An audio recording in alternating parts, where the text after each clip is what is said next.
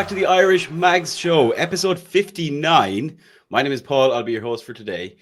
And today, folks, not only am I joined by Chief Community Correspondent Alan Williamson, not only am I joined by our Commander-in-Chief of the Irish Mags, Mr. Tevin Farid, in the absence of another guy who usually hangs around here who considers himself to be a bit of a comedian, I'm delighted to say he's not here, but we actually have replaced him with a real-life comedian. Yes. Who's actually funny, Chris Show. Oh, that is, of course, Mr. Kai Humphries. Welcome for your Irish Mags Show debut. Great to have you here. Welcome. Thanks for having us on, man.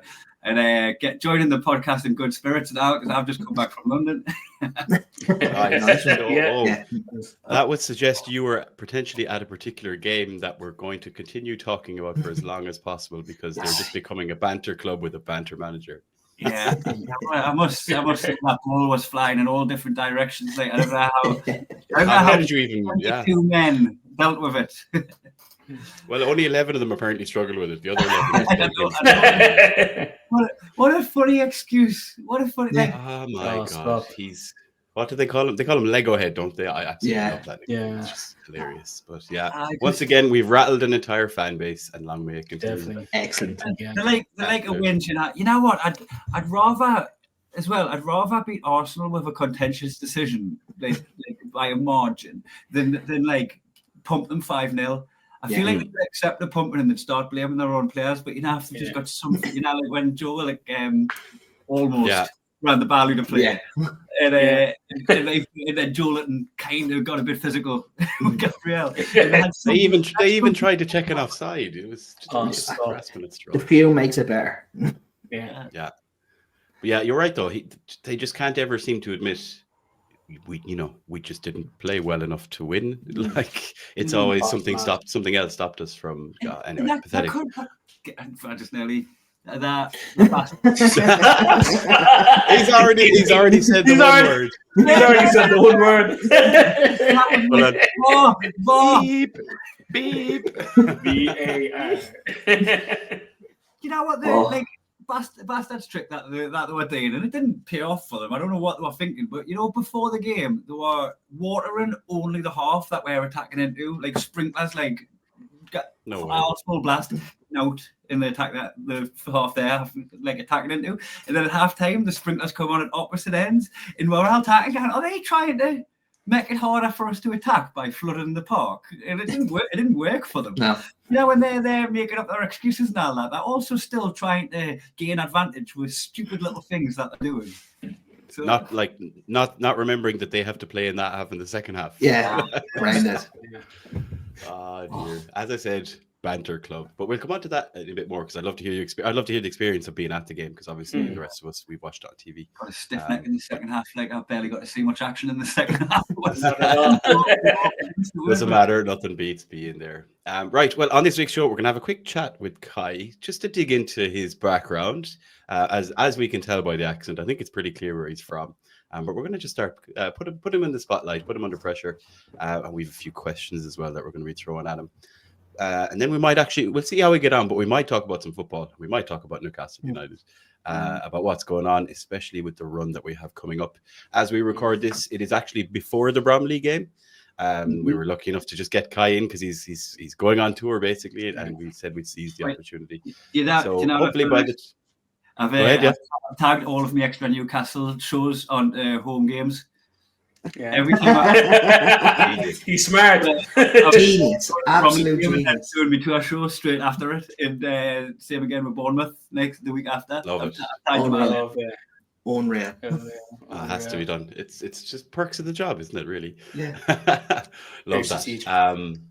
And the other thing I was going to say then is, Kai, before, usually, when you bring on guests, before we dig into the meaty parts, the first thing we usually ask is, any Irish connections for yourself? Have you been to Ireland?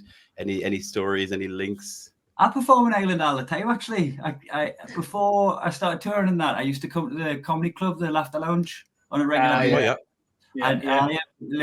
At least once a year, I'd come to the Laughter Lounge, and on one weekend, Thursday, Friday, Saturday, I ended up in Copperface Jack's every single night of the week. Oh no! Oh nice. God! Oh nice. The best thing to do is going. Where do the locals tell you to avoid? And that's literally there. probably the good thing. I mean, I'd love to actually know if Alan and Tev have ever actually been in there, because Dubs by trade try to avoid going in there, right? I worked there. Did you? You worked there. I worked there. Okay, Alan, I'm gonna need the specific dates and years that you worked there to know if Barman in there for 8 months. What? I don't know, 2016, 17. Thereabouts. That's a good 20 years in real time. That. Yeah. Human years. I'll slap my faced cops because that's where all the Garda go. Yeah, guards and nurses. That's all they go to it. Guards, nurses, and people from Galway like myself. Yeah, full of cultures. Alan, I'm sure I was there. I'm sure I was there in September 16 because I think Galway were in the All Ireland hurling final against Kilkenny. I'm sure I was in there. I'd well believe it, but that like All Ireland nights in it were just like it was just brutal. Okay, so Kai's connection so far: Laughter Lounge, Copperface Jacks. Anything else? First time I came with my wife, we went to the Guinness the tour, and obviously everybody gone there's gone there for the tour, and then they get that pint of Guinness, which they say is free, but you've paid for it with your entry, right? So you get that pint of Guinness at the top, and half of them don't even like Guinness. So you realise to just have that free Guinness and then leave it behind, and I spent all day there getting mashed on main sweeping Guinness. Unreal. Absolutely love that before my gig, and then I went to the Laughter Lounge. I could barely speak because I'd just been taking everybody. Kai just walking around looking for all the foreign tourists, just going, like, you don't really like that, do you? You don't like that. I'll take a photo of you if you give me your pint. That's genius. Okay. Alan, spent a bit of time with Galway at the Galway Comedy Festival as well. Have you? Yeah, it's great. I love the Galway. Wet. It doesn't necessarily have to rain. The rain just hangs there. It could be dry if you're still, and then you move and you're wet. And I found that was the experience of Galway. We have some phenomenons in Galway, things like horizontal rain and wind from all directions. Like this, that's just kind of a Galway thing, really. But it's fairly standard. But we make up for it by just drinking loads of pints and staying indoors. The drinking culture, that does seem to be my connection. If I was to boil it down to one thing, is every time I've been to Ireland, I've ended up getting beyond mashed. So that's on that note, it always as good a time as any to mention that you're in Ireland again very, very soon. You're going to be in Dublin on the 30th of January, Kai. So tell us what's happening on the 30th of January, because some of our Irish mags may be interested. I'm doing my tour show. I did a European tour in November, December time, and went all over Europe, including Dublin. And then when I got back from my holiday, the Dublin date had been moved. So to the promoters, I don't know, like it was out of my hands. It got moved to a different date. So that is just like one little piece of the puzzle left to do for my European tour. Lovely. Rearranged Dublin date. Oh, and we've got some graphics now. It's on the screen. For those of you watching on YouTube, we have it on the screen. So we have the Humphries show. Tev is demanding a call out to all the Irish mags, as many of us as possible. It's in the Workmen's Club, which is in Temple Bar on the 30th of January, which is a Thursday at 7 p.m. Newcastle aren't playing that day, lads, I hope, right? That would be... No, we are not. I don't think I would have... I would have been pretty upset if they rearranged one of my tour dates on top of a Newcastle game. I think it's Thursday. We don't play on Thursdays. It's either Champions League or nothing. We're not going to hang around this Conference League. Conference or something like that. Super stuff. Right, well, let's crack on. Yeah, go for it.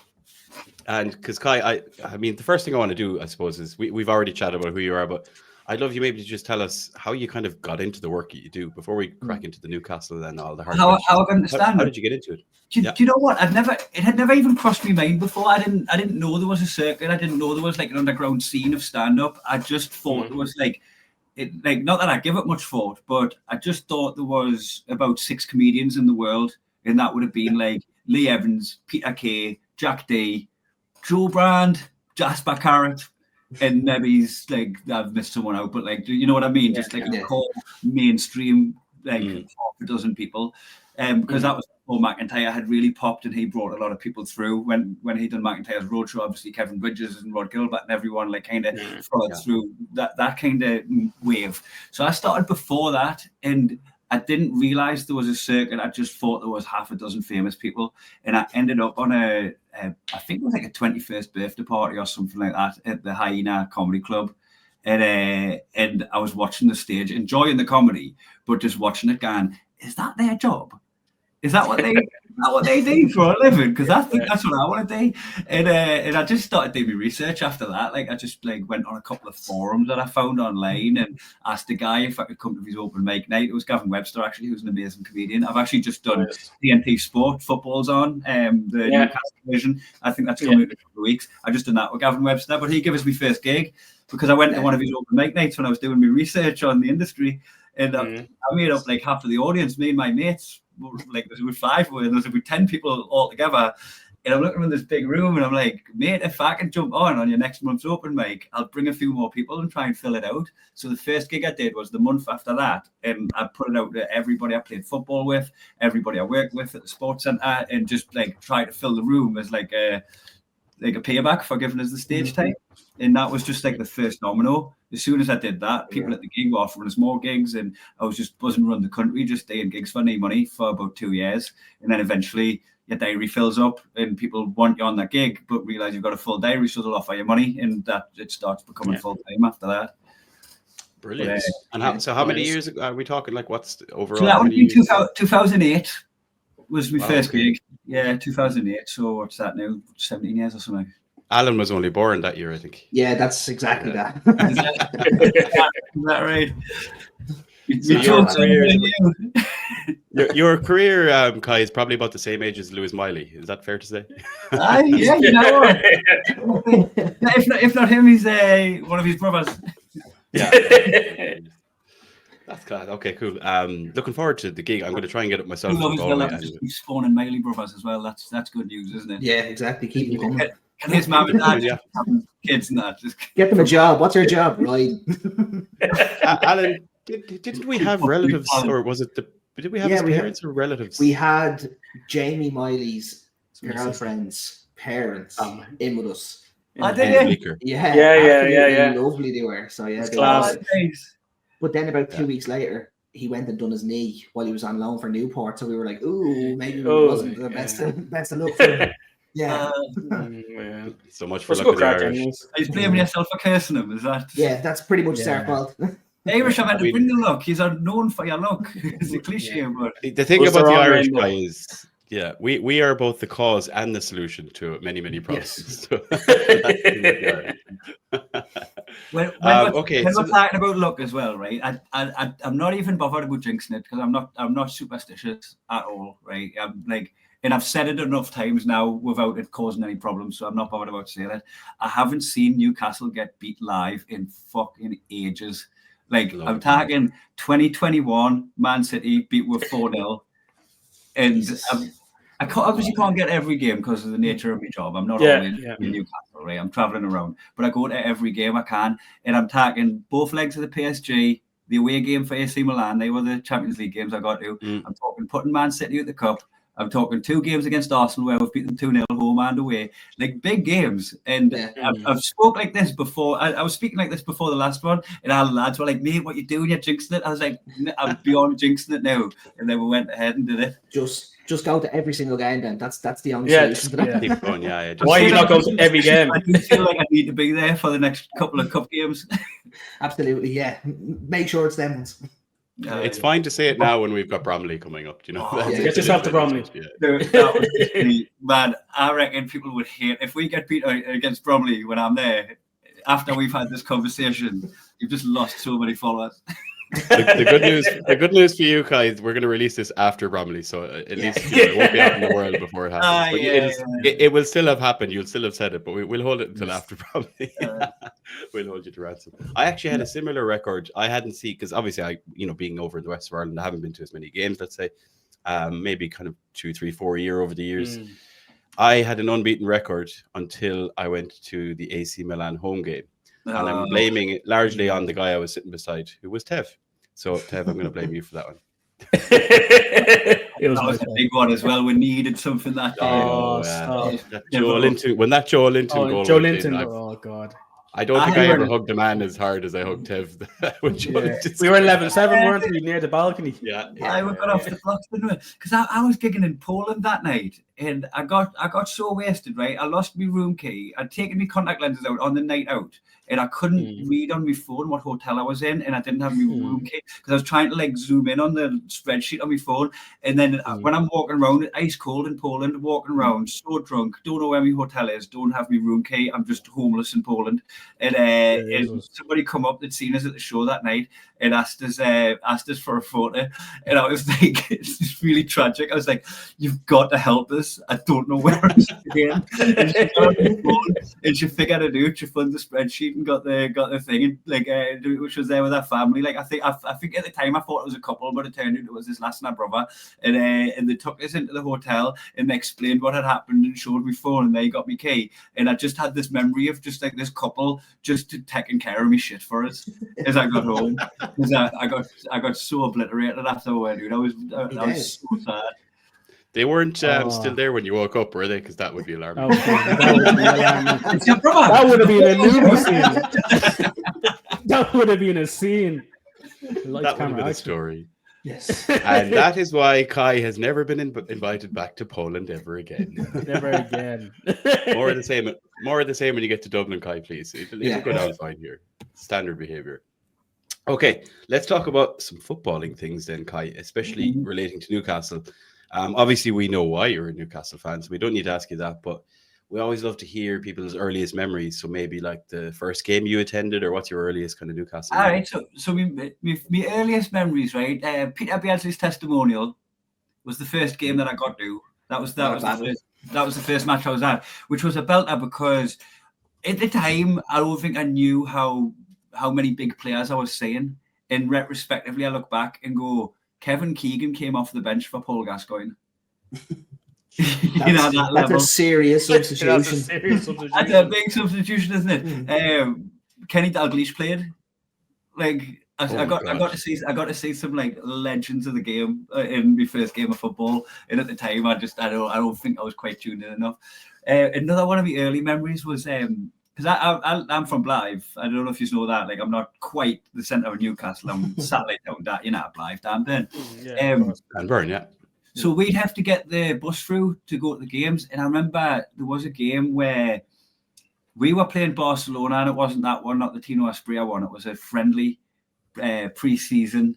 And I think Clive played for them at the time before we ever got him. And there was no tickets going because Barcelona were at St. James's Park. Like there was no tickets at all. And we took a punt. And I remember just going run, me and my mates just booting the doors, the doors that they'd opened for to let everyone into the stadium at the end, not the turnstiles. Yeah. Until someone came, and we just bundled all our money together, me and a couple of my mates, and we just handed like a handful of notes to the steward and he let me in.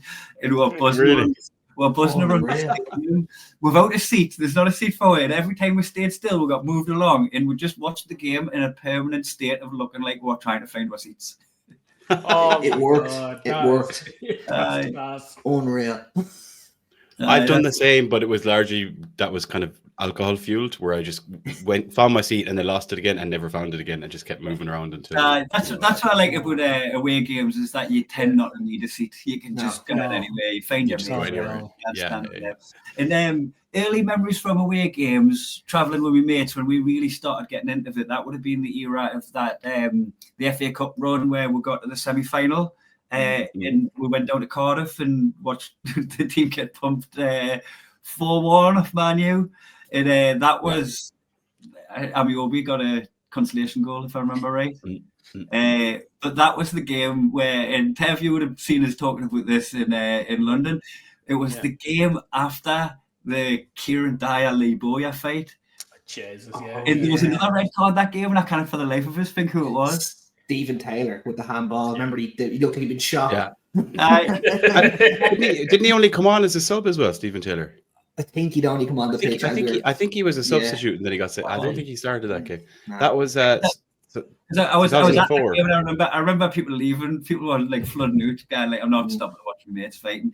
And so we ended up like having 3 players suspended. But during that time, I don't know if it was the same season, but it must have been. I went away to Liverpool and watched Lauren Robert score a free kick. Was my memory right here? And did it end up? Was he on the right hand side? Did it end up on the film goal? Yeah, I was at that game as well. I believe. Yeah. Oh. No, yeah, doors banging. Sorry about that. So I remember in that game when I went on, because it was just me and the same three with my brother and two of my best mates. We used to just like travel around, going to whatever games we could, and this was like, you know, we're finally adults and we can go out on the piss drinking, and we're just going to different cities together and hanging out. And we ended up in Liverpool, going to the strippers and trying to, in suits, we wore suits and trying to convince the strippers that we were like in the academy for Newcastle and we travelled with the team. Honestly, the absolute state we're trying to pull this off. And obviously the girls would have seen right through it, right? But there was this old bloke that was just in the strippers on his own, and he fell for it and started buying with drinks all night, thinking that we were young footballers. And we had to back to this old man about all our football endeavours and everything. But, like, the lies holding together by a thread, the girls have already rumbled in. We have to keep this old bloke in the loop so he can keep I have training tomorrow, you know, like I can't stay too long. Oh, God. So we don't encourage anyone to repeat that incident. If anyone has or does, please let us know in the comments on YouTube. We'd love to hear about it. Idiots. You just love the fact that I'm sure at the time you thought it was the most genius plan ever, and looking back, it was clearly. We're just so young and stupidly confident and just falling on, like, you know, we're just like just turned 20 or whatever. Fear. And just discovering the world, just that kind of energy. And it's nice because, like, I used to go to loads of away games then, and then when I started doing stand-up, like, my weekends got more and more spoken for, and my mates had kids, and it just got a lot harder to do the away games. And then now there's a bit of a resurgence where, like, a lot of my mates' kids are old enough to come with them to the games, or like they can look after themselves, and the lads can kind of miss. So, and then also my missus been banging to Newcastle as well. She's such a big Newcastle fan. I travelled to away games with her all the time when we were in Europe. We went, like I said, went to the San Siro, went to Park Brand. And I'm just getting that resurgence again of going to as many away games as I can. And it's like the evolution of, you know, when you've been a fan for so long and we've been through so many highs and lows, you know, how you experience a game just changes as you literally become an adult and have to do adult things. But we never. There was a time back then as well where every away game I went to, we were getting pumped, and it was still nice. Like, out and I think the last time, because I was at the Emirates just gone, but the last time I was there, we got beat 4-0. But it was just nice to get out of a game. Like, was that Saka score a hat-trick, that one? And then the game we were at, we scored. No, the game we were at was 4-1. We saw a score at least, but that was dreadful. Because I'm on a one where we had a fullback that were either had on loan or he didn't stay very long, and there was an Lazaro or something. Lazaro, He had a bad day. He's the Austrian fella, isn't he? Yeah. He had a really bad day at the office that day. He's one of those, like, forgot he played for Newcastle players. There's like a whole bunch of them. They're probably all in a WhatsApp group together. Just going, do you remember we lived in Newcastle for 20 years? Remember we lived in Newcastle? A lot of them going on to be superstars like Thomason. No. Hosselu. Or Hosselu, definitely Hosselu, Perez. He did nothing when he left. Where's he now? He's not the Leicester anymore. He's banging. He's over in Spain. Yeah, he's played for Spain, and he's banging goals in La Liga. I'd actually forget about him until his name come up when Isaac scored a hat-trick. He was the first one to score a hat-trick since Perez. And I was like, what happened to him? Where's he away? So it's only a couple of years, but it shows you how much has happened since he left. You know? It's crazy. Exactly. It's been a busy 3 years. Kai, most memorable game you've ever been to then? You know, the one game that particularly stands out for you. All right, it's hard not to put that Boya Dyer fight as the most memorable game, but we'll try and be positive. I think recent memory, one of the best experiences I've had was we're in a relegation battle, and then Target pinches the ball and passes to Willock up the wing, and then he whips it in for Bruno Guimaraes to score the winner against Leicester. Yeah. And St. James's just blew up. It was that, like, in recent memory, that was like the one where you're like, oh, we might make this, because it was it was bleak. It wasn't like, it's hard to get the timeline of everything right in your head, right? But I remember walking out of that stadium after Watford scored a late equaliser against Wales in the Christmas of that season. And the worst thing about that was I even missed Alan St. Maximin's goal because my mate was taking ages having a piss and I was just waiting for him instead of going back to find him. So I missed St. Maximin's goal, so I didn't even get to see we'll go ahead or enjoy that. You mean your ex-mate, your former friend? Yeah. That one. You cubicle boy waiting for the cubicle, even though we didn't need a Oh, there's nothing worse. Serious days in there, yeah. So I just walked into there and I bumped into one of my pals who I hadn't seen in ages, and both were, even though it was nice to see each other, we had a lot to catch up on, and that we were just both had fully resigned to being relegated. We're just like, we'll get relegated, even if the takeover goes through. Like I say, I can't remember the timeline of it. I don't even know if the takeover had happened by then or if it had just happened, but we weren't going to feel the benefits because we weren't going to be on an upswing. I can't even mind if Eddie Howe probably wasn't even there then. That Leicester game. He was there for the Leicester game, yeah. But I just remember that feeling at Watford and then leaving the Leicester game, just going like that.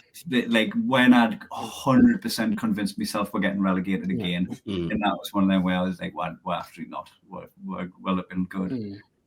That probably answers well. I mean, I have two other quick fire questions here, which is the highlight as a fan and a low light as a fan. I don't know if that falls into it. But so I've got again as well. Another memorable moment was Hakeem Ben Arfa's goal against Bolton. Unbelievable. Oh yes, 3-0. And I got kicked to shit that night off Dorman.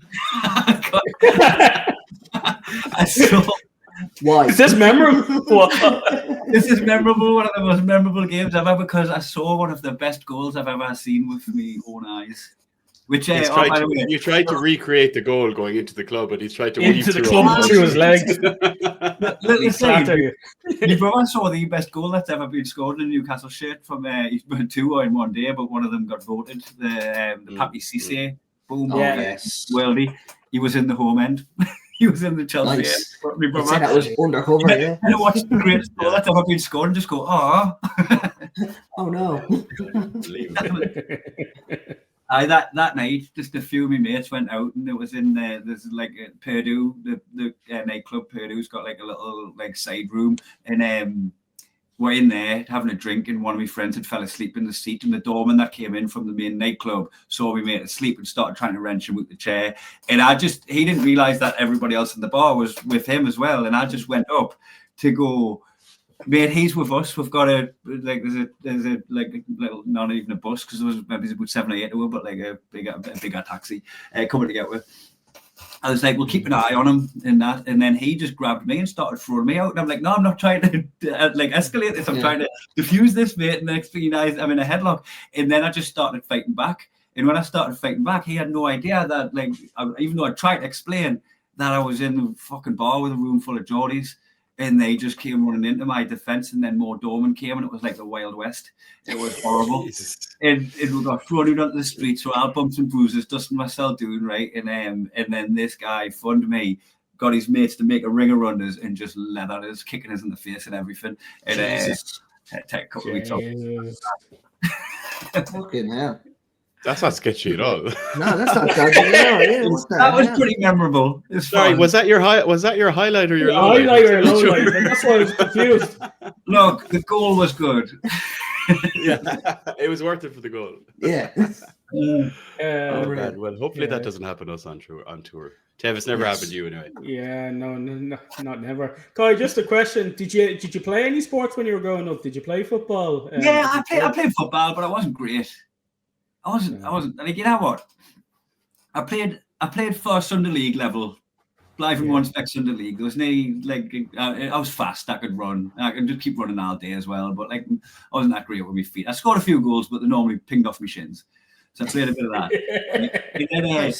And then I became a comedian, and I played a couple of games, like charity matches, comedians versus like critics or whatever, and I was a lot better in amongst the comedians than I was in amongst my Geordie mates. Nice. I was one of the better comedian footballers, but one of the worst Geordie ones. And Hatem Ben Arfa of the comedian circus. Yeah. There was actually I scored a hat-trick against the Critics on one of the charity games, right? In the Fest magazine, I think it was. They've done a write-up of it for the publication and wrote comedian star player Kai Humphries puts the Critics to the sword.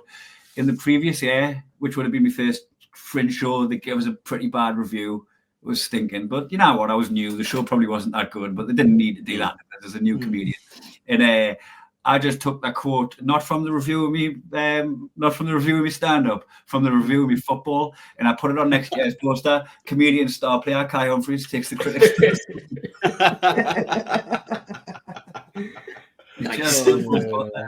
I'm sure you've got it painted on the wall now, and everywhere you go on the side of your car and everything. Very good. Okay, cool. Played a bit of football, not to a level. Deadly. And sticking in the Newcastle world, then, Kai, you mentioned some of the work you've done with TNT, and I know Tev was at an event that you were doing. Was it Rob Lee? I think was. Rob Lee. Yeah. And I watched back mainly to see if Tev was on TV more than anything. Yeah, we were the pre-show that never showed up. We did like an hour record, and I was like, yeah, it's gonna load live, and then we looked at it the first minute. I was like, all right, we did make it. Don't take it personally, Tev. But I'd love to hear, Kai, like any particular productions you've done, whether it's connected to obviously the club or football or interactions you've had with the club or specifically things you've worked on. You know what? I've got a couple of answers for this one. I'll give you a chronological order. A while back, I did this show racism red card gig in Newcastle, and Olivia Bernard was a spokesperson there. So. Like I did a spot, he done some speaking, there's a couple of other comics on, and we're all hanging out backstage.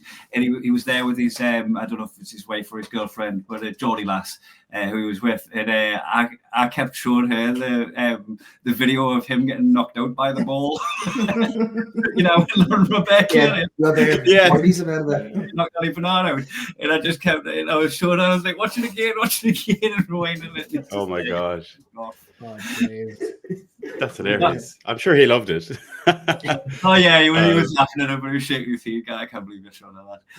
Because she had never it. I was like, do you remember when he got knocked out off the football? She's like, nah.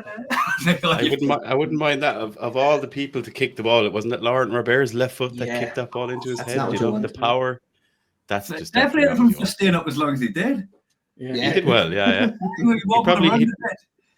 He'd probably do well in the boxing. If people listening don't know the clip I'm on about, like after the show, you've got to go have a look at it because he stayed on his feet for ages. It was just that like people get knocked out by the ball. It happens quite a bit, but it was how long he tried to stay up. Yeah, there was a stumble, probably resembling you outside the club after that doorman. Yeah, that kind of stumble. Deadly. Okay, so that was the first in a couple, right? The first one, right? The second one is a lot more recent. That happened on my last tour. Not the tour I'm on now, but the Mischief tour that I did, right? I was in at the Newcastle stand, my hometown gig is coming up, and my agent emails us just going, look, there's stand want to pull you from that gig for another comedian, and I'm pushing up against it because I've never heard of them. I don't know if it's someone off TikTok, right? But somebody called Alan Shearer can only do the room that night. So basically, the Newcastle United Supporters Trust we're doing a thank you for the fundraising that was done for the sources, and for the Supporters Trust. I had Steve Harper, Alan Shearer, and George Culkin, and that the only date that Shearer could do was the date that I was on that night. So we were like, look, we're going to have to move Kai to a different date. And instead of my agent, she's Australian, she's not into football, she doesn't know who that name is. And I don't know what made her think that it was a comedian, whether she just put two and two together, it's a comedy club, whether she like searched from on social media and saw him singing in the breadsticks and thought that was the thing. But she put up a fight, and she tried to get them to say no to Alan Shearer to keep me on me to a show. And fair play to her. But as soon as she said, I was just like, just make sure they've got a couple of seats for me, my pals. I'll do it. And Alan, we'll let you have the date, Alan, as long as we can have a few tickets. And he honored the deal. I don't know if he would have probably known nothing about it actually. I got a photo with him afterwards, but I didn't tell him the story. And people say it's tight, but he put some money behind the bar, like he bought Wild a drink. So shout in there. I've had a drink bought for us by Shearer, not directly, but He did take. He orders a drink. Doesn't matter. He's paid for it. That's all. He's paid for it. That's it. Yeah. Okay, that was another one. Any other anecdotes, chance encounters, any other? Oh, okay. In an official or an unofficial capacity, Kai? I've got a handful of these, Shola Amiobi, I was chatting to him after the derby. We'd all been to the I've been to the FA Cup tie last year. First game in 8 years playing against them. Yeah. And I knew someone that worked at the club at the time, and he managed to get us a couple of tickets, which hence it was impossible to get tickets for this, but. What a mint game as well, because even if you lived in Sunderland, you had to get on the bus at St James's Park to get the bus in. You could get you through the gate and shut the gates behind you. It felt like you were transferring prisons. So just had that buzz. But I went to get me mate a pint for getting us the tickets, and he was with Shola Amiobi at Shearer's Bar in Royal Chat to Shola, and he was people were trying to wind him up, just going, there's a new Mackham Slayer. Isaac's the new Mackham Slayer movement. And Shola was just like, yes, I'm trying to wind us up, but listen, just so long as people are scoring against Sunderland, I couldn't give up. Yeah. He's dead sound, and he went out for Dortmund. Great. He was at Dortmund, was he? Yeah, he was at Dortmund. So we met when we were down there kind of the day before when everybody was going mad in Dusseldorf. So we met him in the morning, and he was just full of energy, absolutely full of energy. Yeah, he's gas. Yeah, he loves it. Was he playing for last time we got the Champions League? No, he might have been gone by then. I would have, because that would have been 2012. Trying to think, it's after that one, isn't it? It's so hard to put years and matching years to managers, seasons. It's impossible. It's for a long time, and I was watching them 10 years prior to that, but yeah. I mean, he was there a long time as well. So, excellent.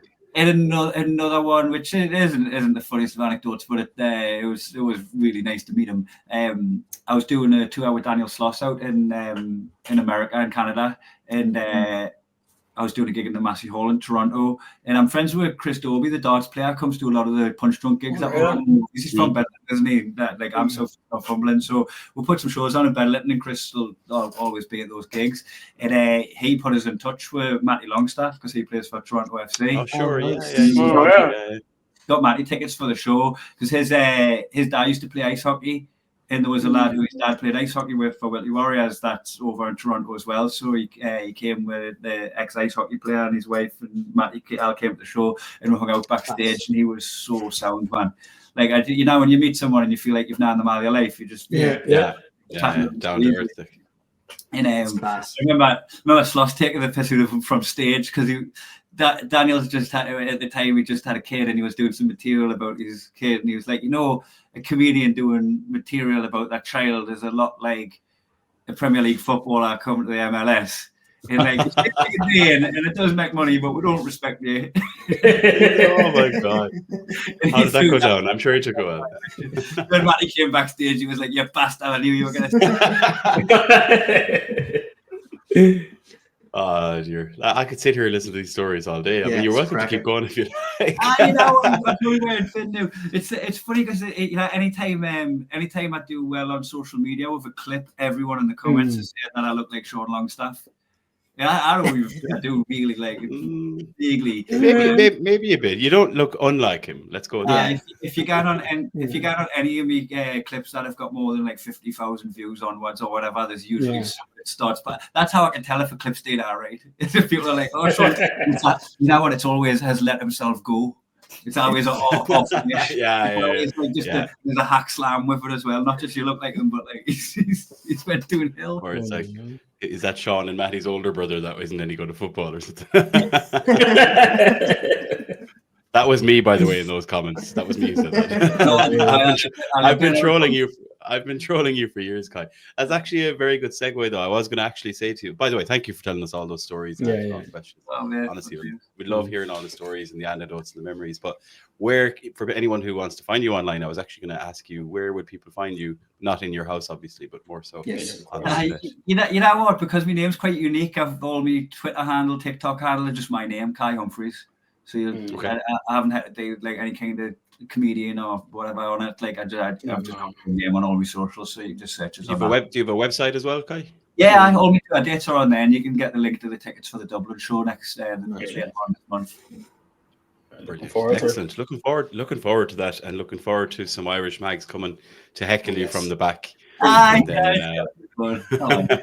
We'll probably be using material. Sure, somehow. Deadly. Right, before we wrap up, I wanted to ask you about the Arsenal game, because you were obviously there at the time of recording. It's just a few days ago. For anyone who somehow has been living under a rock, we went to London, we went to the Emirates in the Carabao Cup semi-final. Arsenal 0, Newcastle United 2. Fan base rattled, manager rattled, and we chuckled our way out of London. But obviously being there in the Emirates, Kai, can you just talk us through the away stand? Were you in the away end, I assume? I was right next to the corner flag. So when Anthony Gordon ran up and done the Thierry Henry pose to the corner flag, that was right in front of our eyes. Like, you could reach it and touch them. It was because we were in that half, and obviously that's where Gordon scored at the start. We thought we're going to be watching a lot more football. You know, like the Isaac goal was all the way at the other end of the pitch, so it was class that we got to have that right in front of it. But then after that, when it was 2-0, and Eddie Howe knew what to do and just stop them getting in. Everything was happening over there. So like we're watching and hoping, and as soon as we realise it's not a goal, we're cheering like we've scored, because the clean sheet started becoming important. And it was just the fans just like got to the point where it felt like we were never going to concede. We just got to the point where every time like Martinelli fouled the bar, didn't he? And then there was a few that just looked like it was a goal, then it wasn't at the other end of the pitch. So we just all the chanting just started going through the roof. And we're like taking a piss now. There was a lad with a pink hoodie on, but because in the Arsenal block up there, and you can just see the top half of his body, it looked like he was wearing a onesie. So every time the ball was play, we're just turning around going, "Hey, he's got a onesie on." Just one kid just having his life every time the ball was play. And you're like, Tev, I didn't realize. Tev, I didn't know you went to the Arsenal match in your onesie. No, stop there. He picked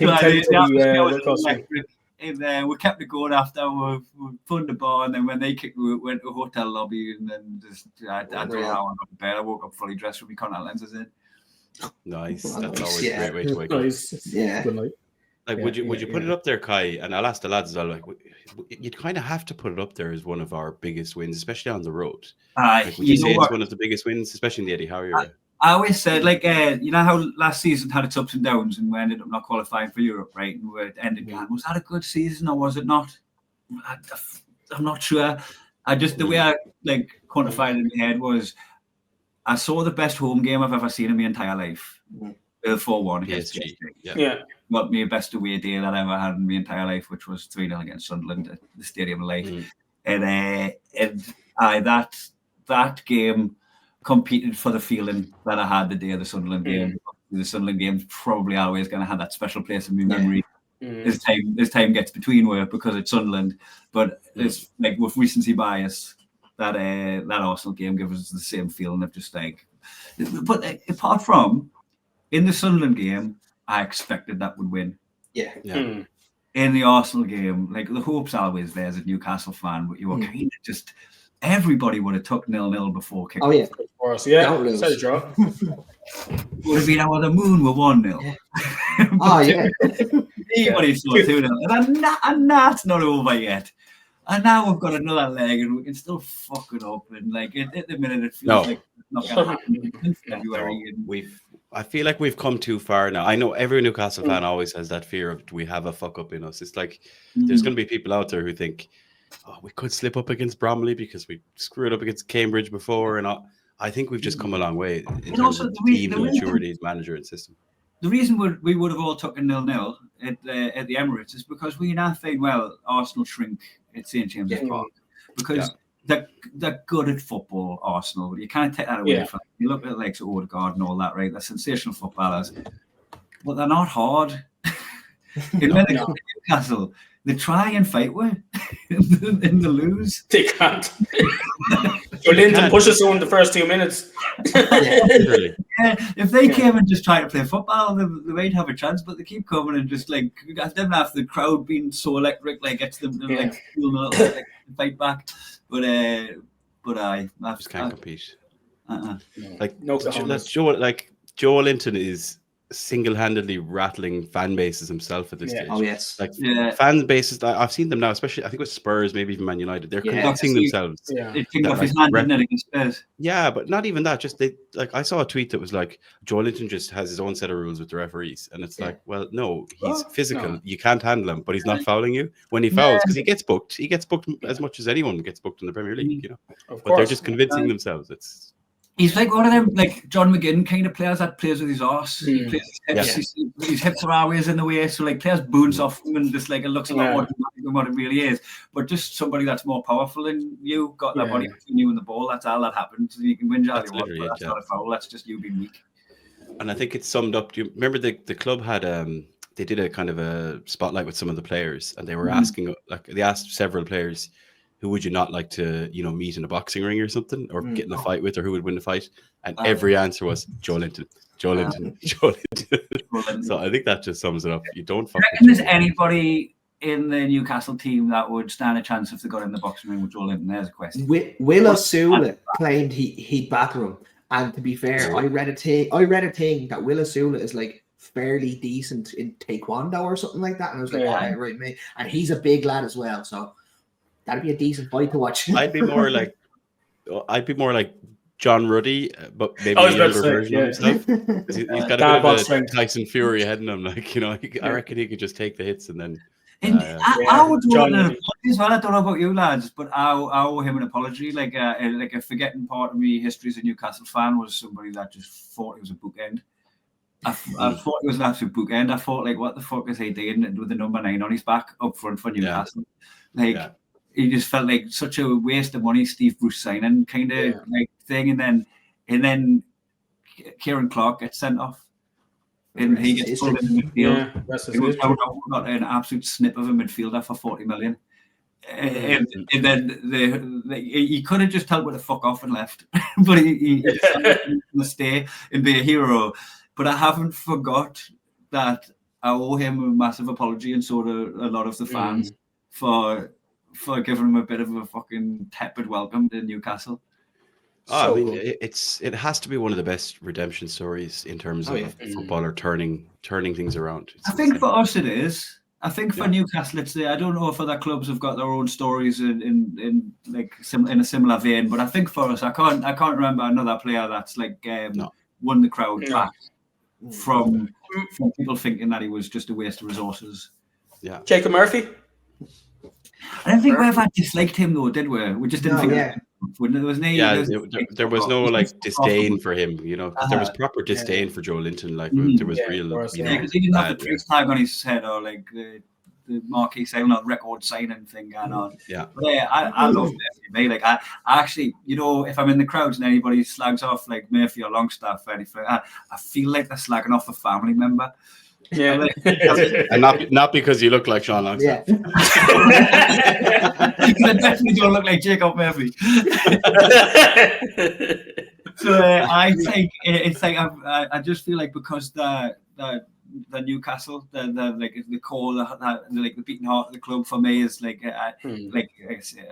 saddened when Elliot Anderson left. I think it's important that we do have, through all this takeover and extra money, and the goals are different now to what they used to be. I think having the Lewis Miley's coming through and his brothers Jamie and that, I think that's like key to Newcastle, is that we keep that heart and keep the local lads in, even if they aren't quite as up to scratch as the players around them, just to bring the other players around them up by 5% by letting them know that we care for this club. I'm not married.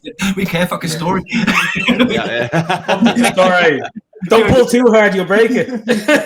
I'm pulling here because my thing's not mirrored, my video's not mirrored.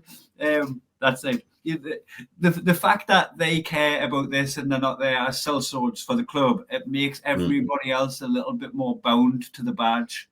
Everybody in that dressing room that's from different countries and different cities, they're more bound to the badge because they're in a dressing room with Geordies.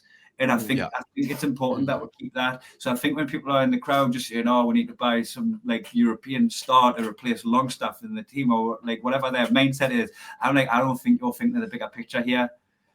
Like even if there was you need to somebody balance it, right? You definitely need to balance it because you look at clubs where there's just either a lack of soul or just a connection with the fans, with the club, and I think we're quite privileged, I suppose, to have it. And again, none more summarized by that game you mentioned, PSG, and where you're seeing Dan Burn and Sean Longstaff both scoring in the Champions League against PSG. Geordie boys, insane. You've got people in the team that have got a reason to dig a little bit deeper.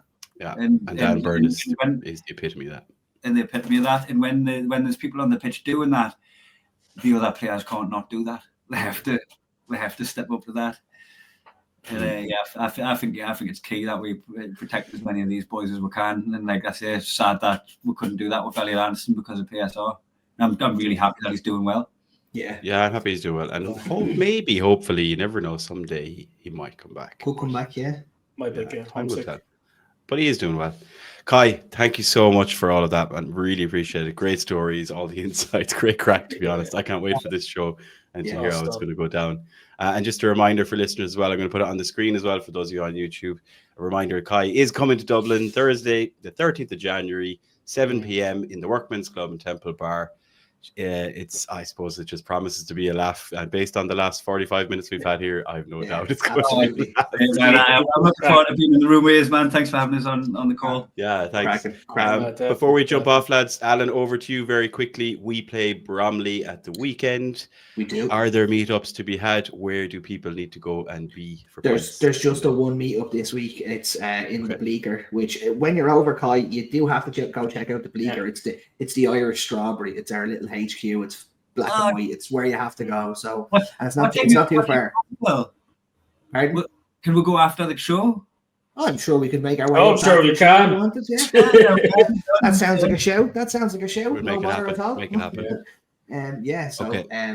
Meet up in the Bleaker on Sunday. 3 o'clock kickoff, isn't it? Yeah, 3 o'clock kickoff on Sunday. So we'll be there from 2. We'll be there from 2 o'clock as usual. Great. I'll be traveling up from Galway. So Alan, I think Sunday morning we'll hit mass 11 o'clock. Get mass in nice and early, and then straight. Do some bread. And I'll be there, so I'll be there. Unreal. Nice, right? Enjoy that as well, Kai. Right, folks, that is us for this week. Thanks again to Kai and Alan and Tev for being with me today. That was very enjoyable. Hope you enjoyed it as well. Check out Kai on the socials, Kai Humphries, all over the place. It's KAI in case any of you aren't watching on YouTube. And we'll be back as usual. There's a lot of football happening by the time this comes out. Hopefully we'll have beaten Bromley. We may or may not have played Wolves by now, but we'll be back again as we are every week. And transfer window is fully in motion, so we're going to have loads to talk about. So until then, we'll say the usual. How are the lads? Slán, go fall, and see you all very soon. Thank you very much for listening. Say goodbye, lads. Slán a bhaile.